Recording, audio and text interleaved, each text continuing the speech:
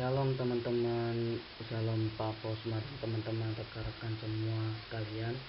Saya Firma Yosef Samosir, nomor NIM 1731150066, Prodi Manajemen S1 Manajemen, akan mempresentasikan mengenai judulnya perhitungan hedging sederhana. Mohon disimak.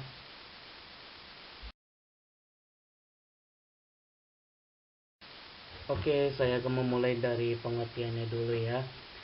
Menurut Madura, hedging adalah tindakan yang dilakukan untuk melindungi sebuah perusahaan dari exposure terhadap nilai tukar. Exposure terhadap fluktuasi nilai tukar adalah sejauh mana sebuah perusahaan dapat dipengaruhi oleh fluktuasi nilai tukar. Hedge merupakan pembelian suatu kontrak, termasuk forward, valuta asing atau barang nyata yang nilainya akan meningkat, yang menutup kerugian dari jatuhnya nilai kontrak atau barang nyata yang lain. Pelaku hedging berusaha mengurangi risiko dengan melindungi dirinya dari kerugian. Baik, selanjutnya akan saya jelaskan lebih lanjut. Hedging, konsep dan strategi pada pasar komoditas. Di samping itu, perubahan nilai tukar mata uang yang mereka pergunakan dalam perdagangan internasional dapat pula menimbulkan risiko bagi para pengusaha. Untuk mengatasi dan mengurangi risiko yang timbul akibat adanya fluktuasi harga dan nilai tukar mata uang, maka diperlukan alat pengendali risiko harga. Salah satu alat pengendali risiko adalah hedging atau lindung nilai. Hedging adalah suatu proses pengambilan posisi di pasar berjangka yang berlawanan dengan posisi yang dimiliki di pasar fisik. Dengan melaksanakan hedging di pasar berjangka, maka risiko yang timbul dari fluktuasi harga dapat dikurangi, sehingga hal tersebut dapat memberikan kepastian usaha bagi para pengusaha. Untuk melakukan hedging, para pengusaha perlu pengetahuan tentang hedging agar mereka dapat melaksanakan hedging secara baik dan tepat. Terima kasih. Lanjut lagi. Oke, saat ini saya akan menjelaskan tentang manfaat hedging. Hedging memberikan manfaat bagi hedger, yaitu 1. Hedging merupakan sarana mengurangi atau menghilangkan risiko kerugian yang terjadi dari fluktuasi harga. 2. Hedging memberikan kepastian berusaha serta pengendalian persediaan bahan baku dan komoditi. 3. Hedging memberikan penyediaan dana yang lebih besar serta lebih aman. Pada umumnya, komoditi yang tidak di-hedging akan mendapat pinjaman dana atau kredit dari bank sebesar 50% dari nilai komoditi tersebut. Sedangkan untuk komoditi yang telah di-hedge akan mendapat pinjaman dana sebesar 90% dari nilai komoditi yang bersangkutan.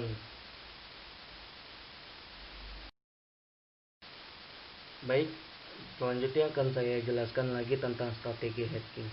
Secara umum dapat dikemukakan langkah yang sangat diperlukan para pengusaha untuk menyusun strategi dalam pasar berjangka komoditi antara lain sebagai berikut. 1.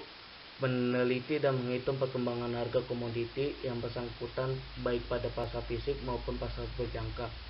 Kedua, menghitung biaya operasi yang termasuk di dalamnya biaya penyimpanan, biaya asuransi, beban bunga, dan lain-lain.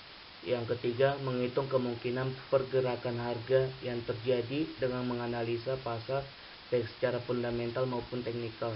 Yang keempat, menghitung basis yang terjadi antara pasar fisik dan berjangka. Yang keempat, menelah sumber-sumber informasi yang diterima. Yang keenam, segera melikuidasi setiap posisi pada saat harga mulai bergerak ke arah yang tidak diharapkan, sehingga kerugian yang harus ditanggung tidak terlalu besar. Penerapan hedging. 1. Aplikasi hedging bagi produsen. Hedging dilakukan oleh produsen dengan mengambil posisi jual di pasar berjangka sebagai usaha untuk melindungi turunnya nilai persediaan bahan baku atau komoditi sebagai akibat dari gejolak harga atau sering disebut dengan selling hedge. Kedua, aplikasi hedging bagi konsumen. Hedging yang dilakukan konsumen atau para industriawan di pasar berjangka adalah sebagai usaha untuk mengurangi risiko yang timbul akibat naiknya harga atau sering disebut buying hedge. Baik, selanjutnya saya akan menjelaskan tentang jenis-jenis hedging. Hedging dapat dikelompokkan dalam dua kelompok besar, yaitu selling hedge atau disebut juga short hedge. Adalah suatu tindakan yang dilakukan para hedger dengan mengambil posisi jual di pasar berjangka dalam rangka melindungi nilai persediaan bahan baku mereka dari fluktuasi harga. Disebut selling hedge karena mereka pertama-tama melakukan penjualan di pasar berjangka. Apabila mereka menderita kerugian yang diakibatkan oleh penurunan harga di pasar fisik, maka kerugian tersebut akan ditutup oleh keuntungan yang mereka peroleh dari pasar berjangka, atau sebaliknya skemanya, kalau pasar fisik dia beli, pasar berjangka jual, pasar fisik jual, maka pasar berjangka akan beli.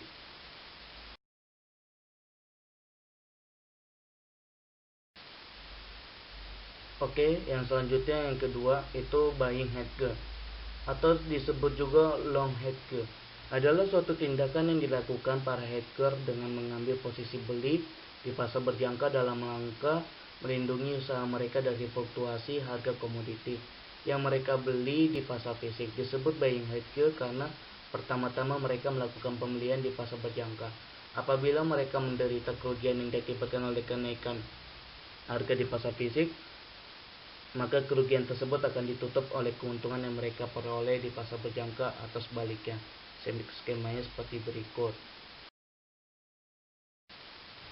Yang kesembilan, teknik-teknik hedging jangka pendek.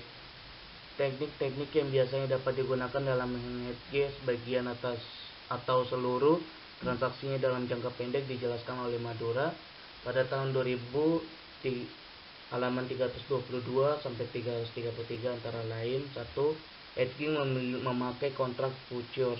Yang kedua, hedging memakai kontrak forward. Yang ketiga, hedging memakai instrumen pasar uang. Yang keempat, hedging memakai opsi valuta. Oke, yang terakhir itu adalah teknik-teknik hedging jangka panjang. Menurut Madura tahun 2000, buku halaman 342 sampai 345, menjelaskan ada 3 teknik yang sering dipakai untuk menghedge exposure jangka panjang, yaitu 1. Kontrak forward jangka panjang, long forward. 2. Currency swap. Yang ketiga, parallel loan. Sekian dan terima kasih presentasi dari saya, Firman Yosef Samosir, Prodi S1 Manajemen, untuk nilai mata kuliah Keuangan Internasional. Terima kasih buat Bapak Posma yang telah menonton ini dan teman-teman yang telah menonton ini. Saya berharap ada pendapat dan kritik dari teman-teman, sehingga dari pendapat atau kritik dari teman-teman itu bisa memberikan motivasi buat saya. Terima kasih ya buat semuanya. Mohon maaf apabila ada salah-salah kata. Terima kasih, sampai jumpa kembali.